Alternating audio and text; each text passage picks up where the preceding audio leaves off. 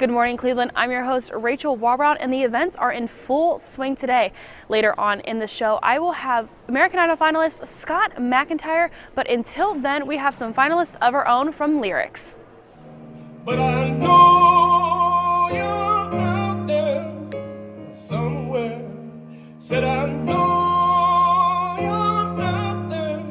So because some things are meant to be. Georgia, our sweet Georgia. I'm gonna show my little girl made out of gunpowder and lead.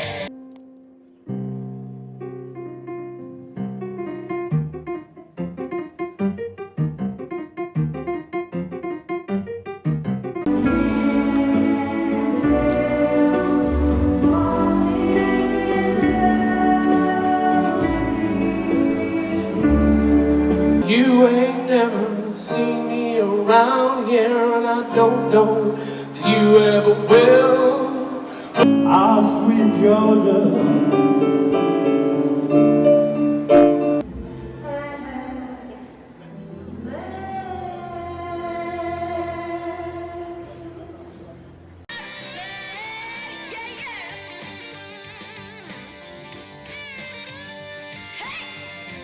We just want to thank all of you for all your support. Thank you all. All right, Be sure to tune in the next couple days to find out who will win Lyrics for Life. But one person who is winning is Icky Woods, who started the Javante Woods Foundation to help raise awareness for asthma and organ donation.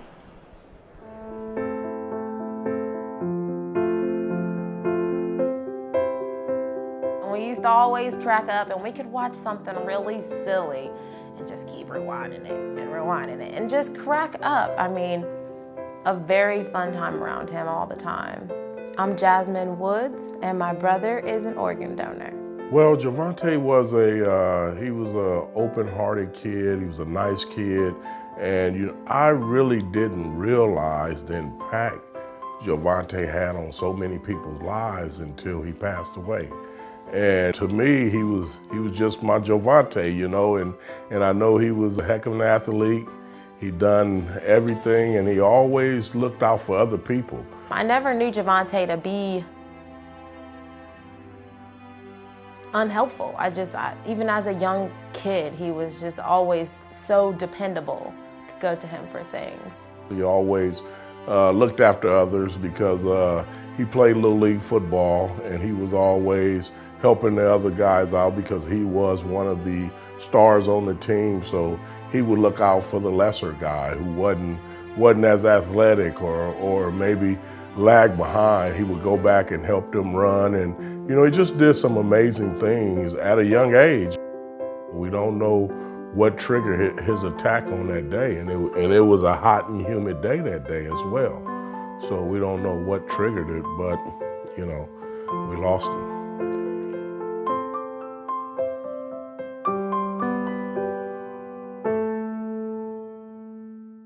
Well, I am here with Icky Woods. Now, Icky, your son was actually a donor, and so you're here at the games and you set up this booth. Tell me a little bit about it.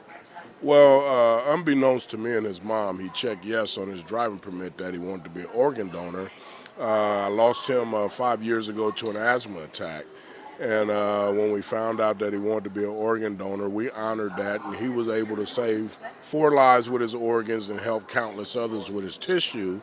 And we go around the country raising money for his foundation, which deals with asthma and organ donation, and we have a scholarship fund that we give scholarship away to kids that's going off to college. So it's been great, and this is actually my first games that I've been involved with, and it's been great for me. You get to see a lot of people who have similar stories or even different stories, but unique stories that you get to listen to, and you get to, feel their pain because it's some of the pain that you've been through or are going through. So it's a good healing process to come to the games, and I was fortunate enough to come this year.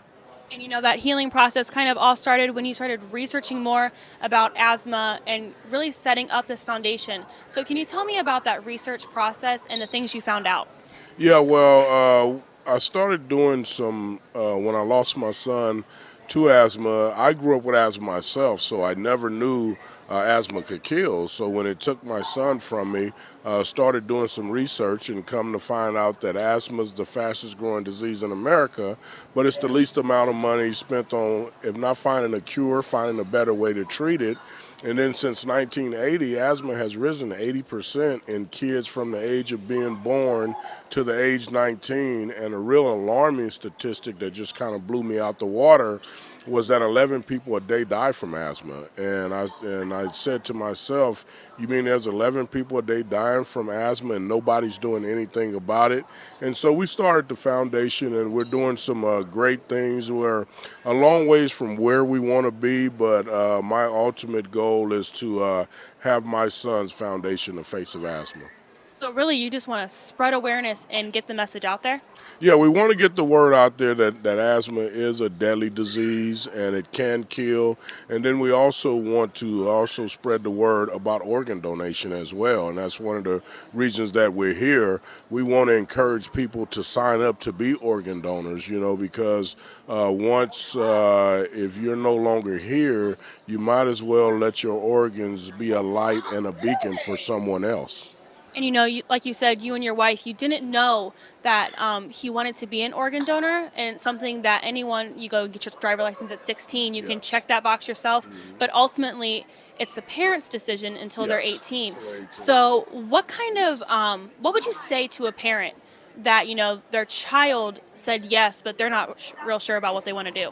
Well, if your child had enough sense and enough wherewithal to themselves to realize they want to help someone else out and to realize that they can't take those organs with them, so why not let someone else live a life, a full life, and be able to use their organs to do that, then they should honor that. If their kid chose to do that, and that's what we did.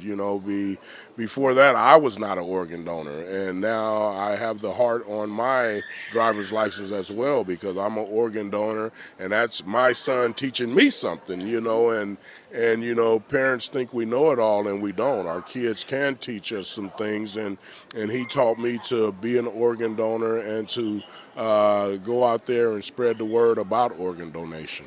Well, you and your family are definitely doing so much for those affected by asthma. Thank you so much from behalf of everyone, and good luck.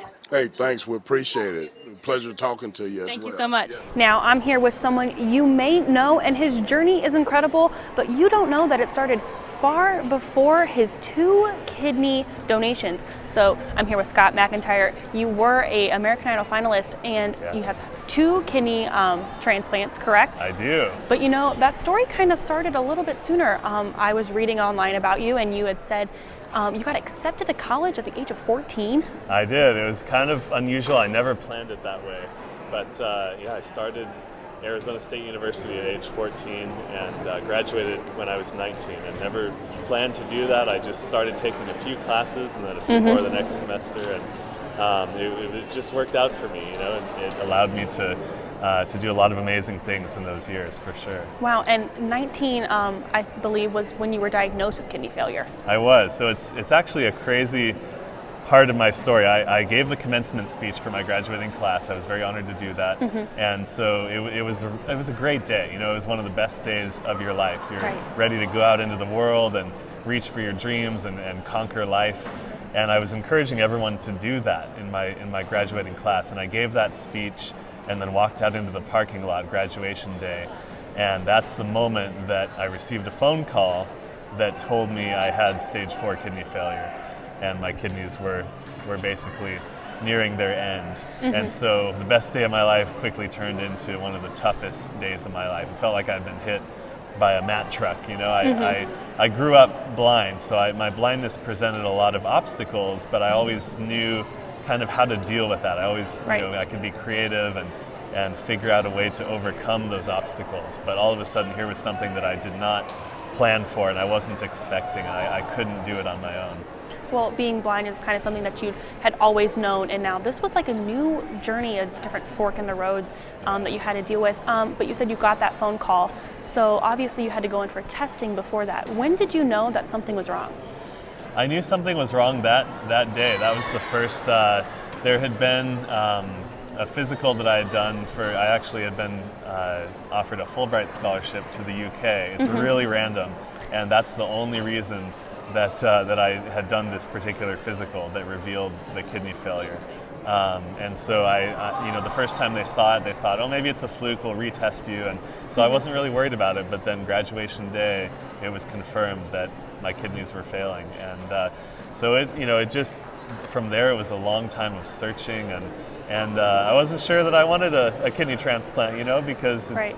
kind of scary and it's a major operation, and then you have to take anti-rejection medication for the rest of your life, which is a good thing, but it's kind of scary when you don't know what it is. And one by one, my options just disappeared, and I ended up on dialysis. I got so sick that I couldn't even play piano in my own living room, and that was tough because I loved music. But then in the midst of that incredibly hard time, the wife of my piano professor from college decided that she was going to step in, she was going to donate her kidney to me, and she saved my life. Well, you definitely now have a forever connection to music and her as well. And music has been a big part of your life. So can you kind of tell me how it's helped you, you know, definitely an incredible kid, college at 14 and 2 kidney transplants. Tell me how music has kind of, or you've grown with music and how your music has grown since. Yeah, you know, music has just helped me through a lot. You know, and it's been such a part of my life. It's because of that first transplant that I was even able to go on American Idol. I auditioned for Idol less than a year after that transplant, and now I've been able to, you know, to write a book about that journey. It's the book's called By Faith, Not By Sight, and I did an album, Lighthouse, and it's interesting. The first transplant lasted for about 8 years, and transplanted kidneys just don't last forever. And so right when I put the album Lighthouse out, it actually came out 3 days after I was put back on the waiting list for a second kidney transplant. And you can't plan these things, you know? So I was put back on the waiting list, and then the album comes out, and I wrote Lighthouse to minister to other people, to encourage other people, like I do as a songwriter. I try to write things that lift people up and inspire them and encourage them. But I think that the album really ended up ministering to me maybe more than, Right. or just as much as other people, because I was going through this time of uncertainty once again, and I had Lighthouse out, and all the songs just all of a sudden they spoke to me, you know, and that was end of 14 that I was put back on the list. April of 2015, I underwent my second successful kidney transplant, and I've just celebrated a 1 year Well, congratulations anniversary. on that. So very thankful to be here. Yeah. And so last night you sang I Am Hope. Can you tell me your journey behind writing that, singing that, and what that song really means for you? Yeah, you know, when each of my kidney donors gave me the gift of life, they not only gave me the gift of life, they gave me the gift of hope.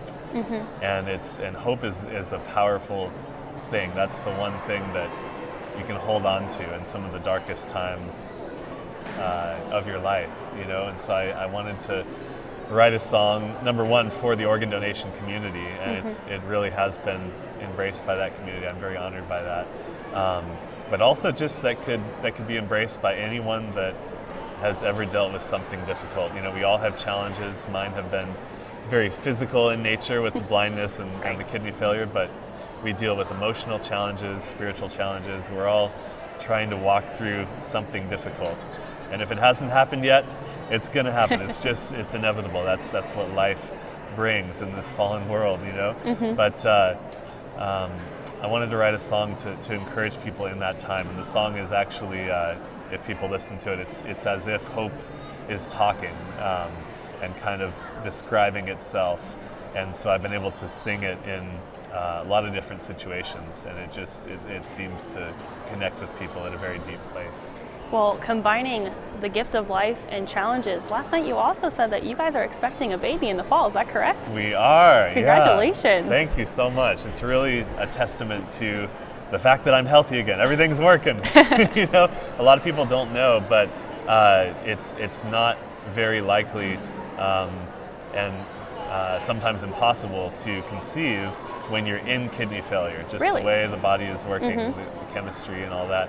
So you know, it's really extra special that we're having a baby now that I'm healthy, and it's really a testament to what my donor did. And as I said in the event, in the concert, my donor not only gave me the gift of life, but she allowed us to create a new life. It's fantastic. And that's really cool. Well, your life is definitely full of miracles. So what are you most excited about for your first child?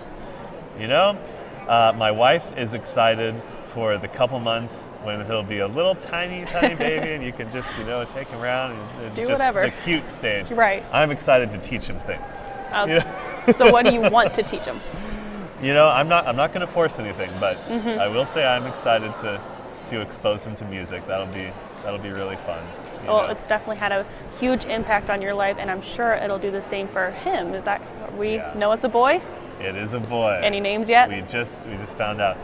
We have the name. We've had the name for a while, but we have not announced it yet. So Do you want to announce it on TGA Live? You'll have to check Facebook in a couple months. All right. But we do have a name. Okay. And I like it, and that's all that matters. you know, that's it may have some. Yeah, that's all that matters. Yeah. All right. Well, then I will definitely be looking at that Facebook page to find out that name. Thanks so much, I Scott. almost teased it there, right? But yeah. Almost. I thought you were going to do it. You got to give me the inside scoop. Yeah, exactly. Thanks so much. Thanks for so having much. me. That is the power of organ donation. That is the gift of life.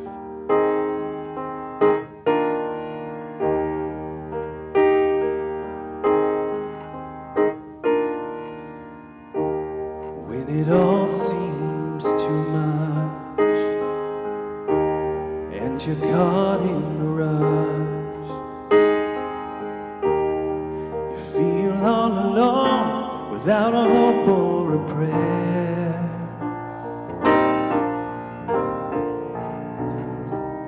When you're down on the floor, one thing's for sure, there's only one way up from here. When the night is too dark to bear, close your eyes, close your eyes. When you need to come up for air, close your eyes, close your eyes. I will come to you, I will comfort you, tell you it's gonna be alright.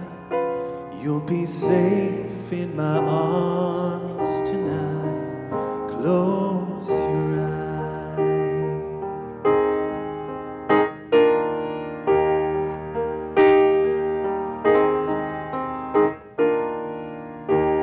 When you've stopped asking why, life keeps passing you by. There's nobody left for you to blame. Oh, when it's you and the fear staring back in the mirror, just turn around and I'll be there. When the night is too dark to bear, close your eyes, close your eyes. When you need to come up for air, close your eyes, close your eyes. I will come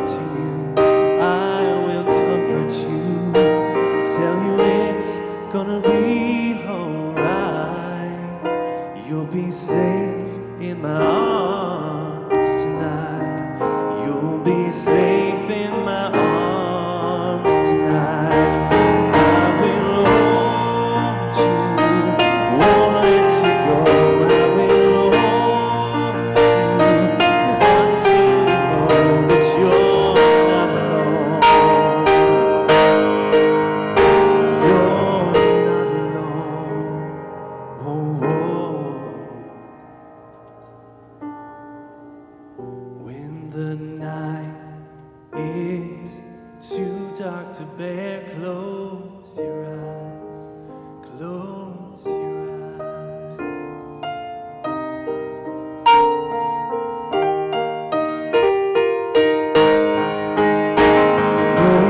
No, no, no, no, when the night is too dark to make, close your eyes, close your eyes. When you need to come up for it, close your eyes. I will come to you, I will comfort you, tell you it's gonna be alright.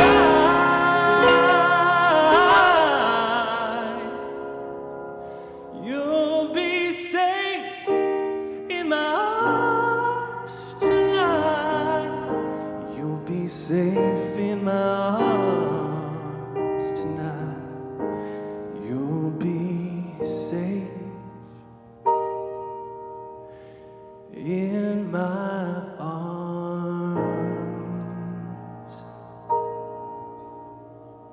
tonight.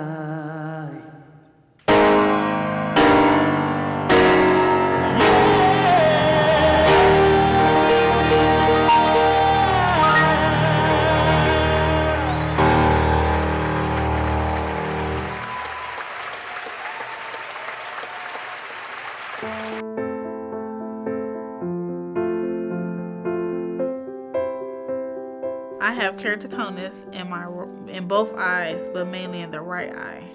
I was in a car accident January 20th. 2 weeks later, I was having real bad headaches, and they spotted a bluish type of scarring on my eye. So the scarring was to the point where it couldn't be corrected unless the transplant was done. We would have to read her mail, help her drive. Like, she couldn't really see too far away from her nose. Like, it was real bad. I am Tia Henderson. I am a cornea recipient. It was hard taking care of 2 children while my spouse is at work and no one is there. So by my daughter being the age she is, she's been very helpful with helping me visually see things, helping me with her homework and everything. People used to come up to me, "Hey, is that your contact lens? Hey, were you born like that?" So it was like weird questions coming to me left and right about my vision. The day of the surgery, I prepped myself. I was excited. Once I got in the room where, they do the IV and everything, I got nervous. I shut down, like, it's really about to happen. But overall, I was ready. So once I opened my eye, it was a miracle. Like, I was just in heaven or something. Like, I see everything. It's a blessing that I'm able to interact with my kids like I'm supposed to, instead of asking my daughter, what is this, what is that. I'm able to see how they look before anything.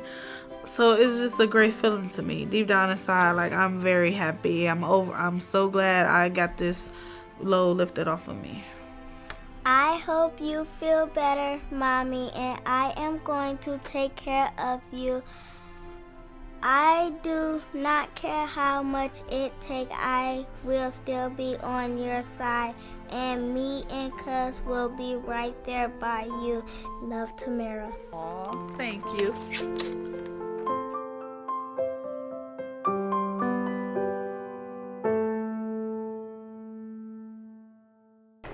Joining me now is the person behind bringing the TGA to Cleveland. He is the CEO of the Greater Cleveland Sports Commission, David Gilbert. Now, David, I heard there's a process to kind of get the games in a certain city. Can you kind of tell me the story behind your proposal? Sure. Well, we actually looked at this 10 years ago when the games was owned by the National Kidney Foundation, had gone to see it. We thought it was something that would really make sense for Cleveland, particularly because of the strength of our medical community, our transplant centers, and with what the Sports Commission does in the hosting of major multi-sport events. And it really was the right partnership. Ultimately, with the changeover, we waited a few years. We went back at this about 3 years ago, partnered up with LifeBank, who's been an amazing partner, and we went in together on the bid. And these do take a long time. The bid process is probably about sometimes up to a year long, and you have an entire bid packet you fill out. You have presentations. TGA came to Cleveland, did a site visit, met with a lot of our folks, and then ultimately it was awarded to Cleveland over 2 years ago. And then, of course, you spend a long time in planning it. So what kind of was the deciding factor in your proposal that got the games in Cleveland? We think there were really a couple of things. One is our community's history and success at hosting large multi-sport events. Things like the National Senior Games, the Gay Games, the International Children's Games that we have run, we have managed, and it's been very successful. The Sports Commission is a full-time staff of 14 that does nothing but bring events to town and run major events. So TGA as a national organization is very small. So to have that organization behind it that can help run and manage and put things like this on is very important. But also, in teaming up with LifeBank, we knew that we had the right OPO behind us. We had the clinic and university hospitals as phenomenal transplant centers behind it. And I think we also showed them that we had a broad community desire to do this, that we really wanted them here, that what they represent means a lot to us. This is not, we don't see this as hosting a sporting event. Mm-hmm. It really is an event that can be utilized to advance a very important community issue in organ and tissue donation. And so I think they were very excited by the fact that we understood that by hosting them here, we could not only make the games great, but we could help utilize the games to save more lives. So kind of what has been your everyday life like the past few years, and what's your life been like the past few days getting this all set up? Well, we have an unbelievable staff. They've been involved, and when I say me, it's really about our entire staff. Mm-hmm. They've been involved in working on all the programming, all the event management, all the marketing communications, all the logistics, from transportation to the venues to sport operations, to recruiting and managing all the volunteers. So we had not only all of our 14 staff involved in the planning and here, we hired an additional 2 staff as part of the budget of the event who've been with us for almost 2 years working on nothing but this event. And then of course we have regular ongoing meetings with our community partners, with mm-hmm. LifeBank, with Eversight Ohio, with other OPOs from around Ohio, and it's been great because it's not an effort we could do alone. Mm-hmm. It's not an effort LifeBank could do alone, or quite frankly TGA themselves. It's really been this phenomenal partnership that's allowed this to happen, and every day we think through what we could do to prepare, what we could do to make it better, what we could do to make it more impactful while it's here. Mm-hmm. And of course when it's here, it's a lot of work.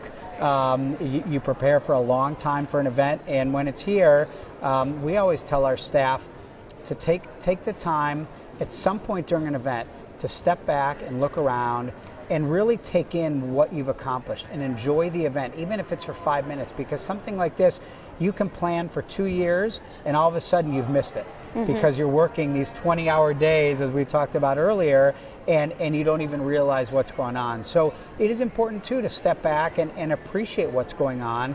And I think for me, my favorite part is just seeing all of these people on the streets. Walk around downtown and you see people with their credentials. You see Team Pittsburgh and Team Louisville and Team Louisiana, and they're so excited. And you hear them. I love watching the interaction between the people who are here to participate and locals, because locals go up and ask them their stories and tell them how appreciative they are that they're in Cleveland. And I think that the participants love the fact that they're being recognized that they are here, and it's really mm-hmm. neat to see.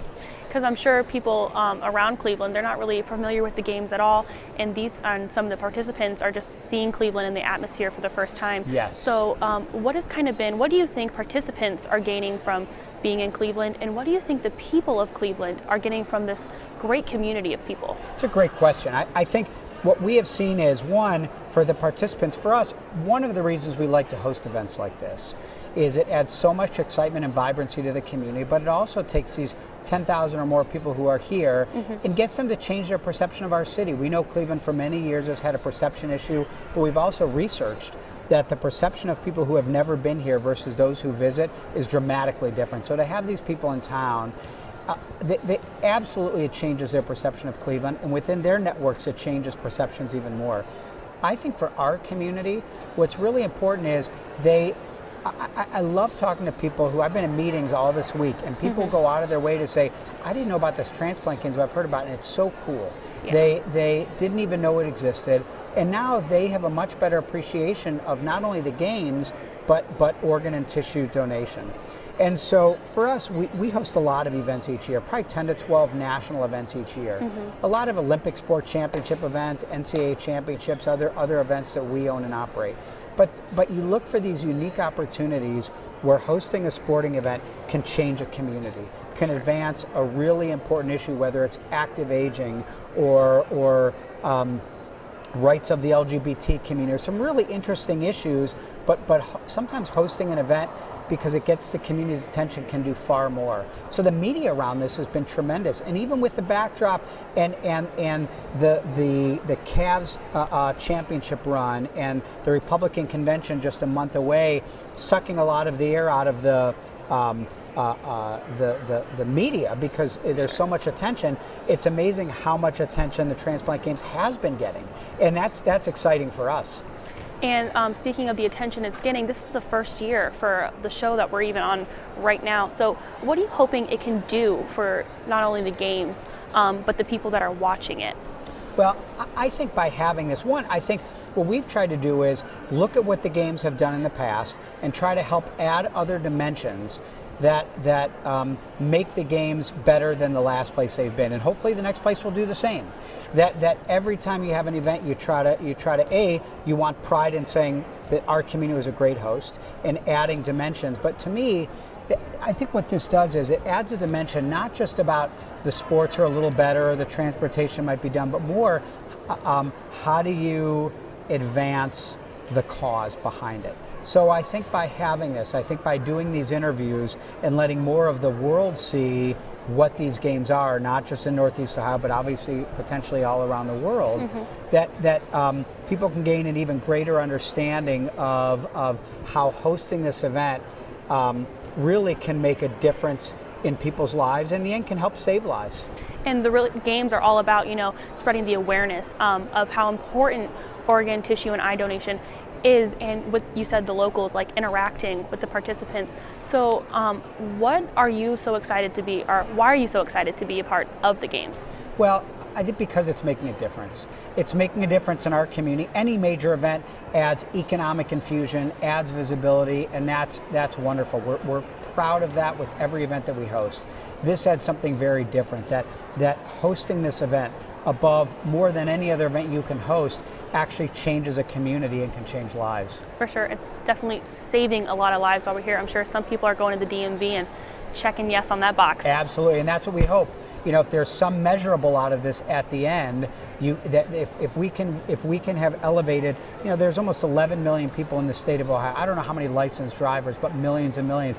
If having these games here can just elevate that by 0.5%, it will, as you said, Rachel, it will save lives. For sure, and you definitely have put on a great event here. Everyone is having fun. I got cornhole over there, and everyone's just having a really great time. Thanks so much, David. Well, thanks for having me.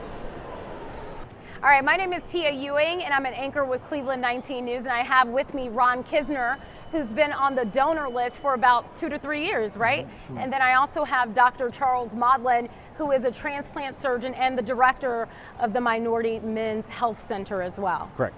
Mr. Kisner, obviously we're talking about transplants at this time. How tough has it been to be on that list for so long without a donor? Well, it's tough to you, but it's also the nature of the beast, because I've been on dialysis now for a little over 2 years, and I did some inquiries once I got on dialysis to even find out if I would be eligible to be on the transplant list, and I was told the enormous number of people that are waiting. So in a way, I feel like, well, I just have to be blessed for my time because there's so many before me who have been waiting. Sometimes, I think I was told the average wait is maybe about 3.5 years. But the encouraging thing is that people keep telling me you're getting close. So, real quickly, when you're waiting, what is that wait like? What are you going through as you're waiting? well, first of all, the wait is, there's a tough part of the wait, which is called dialysis, which is what you have to get on if you get into late stages of kidney disease, renal disease. Right.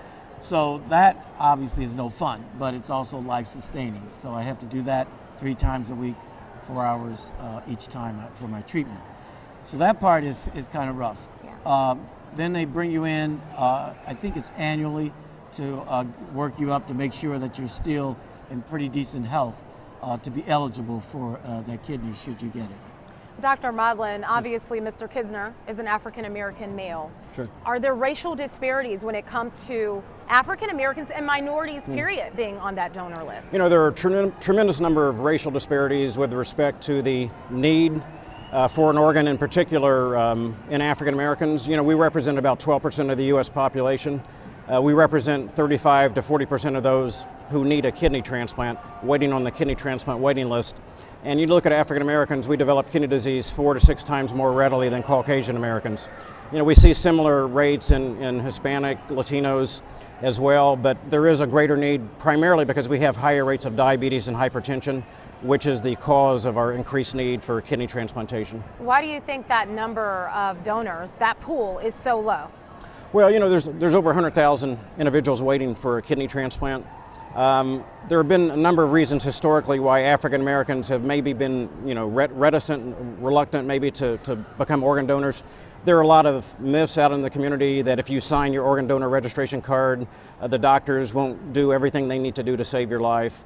You know, one of the things that we need to do as transplant professionals is educate the community about the true nature of organ donation and transplantation. We desperately need more African Americans, minorities to step up and become organ donors because that is going to help with the disproportionate burden of need because that's going to help allocate kidneys to minorities if we get more minorities to donate. I know we talked a little bit about different age groups and how they view the donor process. Right. And it seems as though from our conversation that no matter what age, a lot of people still feel the same way. So how do you turn that mindset around? Well, a lot of it's, you know, individuals such as yourself, the media, the community, transplant professionals, other professionals need to get out and educate the community about the importance of organ donation, transplantation. But one of the main things we need to do, because there's not enough organs to go around to the individuals who need these, we need to actually stress the importance of prevention of organ disease, prevention of kidney disease by controlling or preventing diabetes and high blood pressure.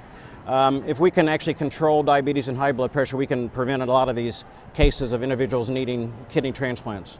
Mr. Kisner, obviously you're going through this right now. Would you have any advice to someone that maybe they're not taking care of themselves as well, or they're ignoring signs? Is there anything personally that you would have done differently, and maybe that advice will help someone that's watching? Well, I would only say, as Dr. Marlin just said, hypertension is one of the main ways that you end up with renal failure. That I have a history of it in my family. I'm hypertensive, and I would only say to that, just really stay on top of your kidney health. Make sure that you, when you go to the doctor and get your blood test, and especially if you're African American male, make sure you come to the Minority Men's Health Center because that's what really helped me to manage my disease. But I would just say, Tia, certainly be attuned to your diet to make sure that you're really, you know, your family history. And if you're on blood pressure medicine, like I have been on, but at one time in my life I stopped because I thought, gotta take it. oh yeah, I'm running, yeah. I'm doing this. I said, no, I'm sorry, you just may have to just take it for life. But I would just say, just make sure you really maintain all those things you should be doing. And get screened early for kidney disease as well. Ask your doctor to screen you for kidney disease because early detection actually can prevent, you know, the long-term sequelae of kidney disease. Right. If I may very quickly just say, Dr. Marlin is just an unusual person. He's a great friend, aside from being one of my doctors. But he came out to my church which is a great Abyssinian Baptist church here in Cleveland, and did a Kidney Awareness Day, which is powerful. He's been the chair, the medical chair of the National Kidney Foundation's walk, which was just a couple weeks ago, and I participated for about the third year. And because I'm trying to be a voice of the patient. Right. He inspires me to keep doing that. He inspires me too. So we inspire each other. So I just wanted to add that as well. All right. Thank you both. Oh, thank you. Appreciate Thank you. Thank you. Before I go, let's take a look and see all the events in store for today.